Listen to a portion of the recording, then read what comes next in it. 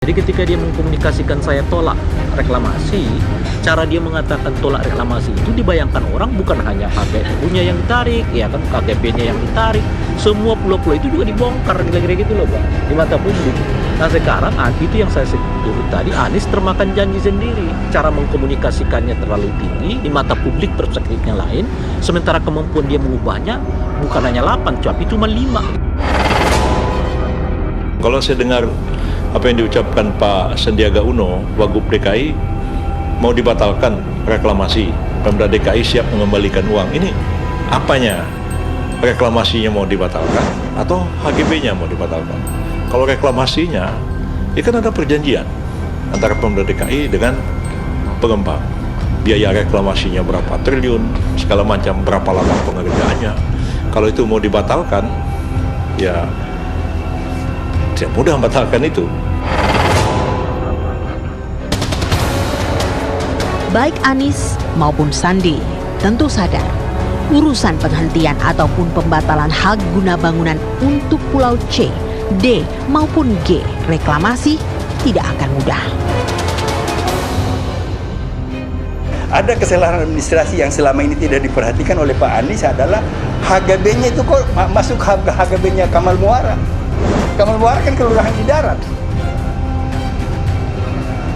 Sementara belum ada ketentuan, belum ada perda, belum ada peraturan pemerintah bahwa pulau reklamasi itu merupakan bagian dari kelurahan Kamal Muara.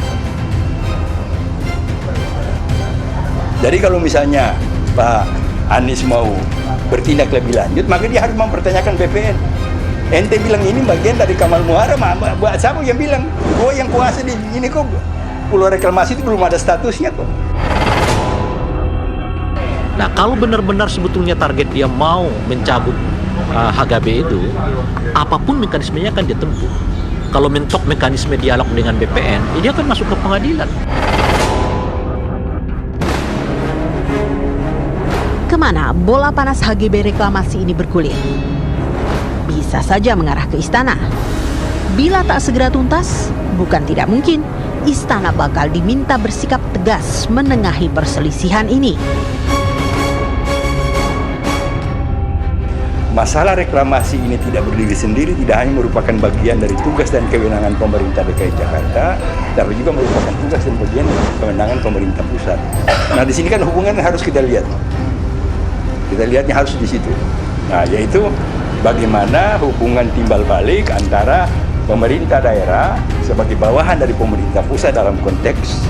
Nah, masalah ini bisa kita cari jalan keluarnya adalah setelah mendengar sikap Presiden Jokowi terhadap ini apa?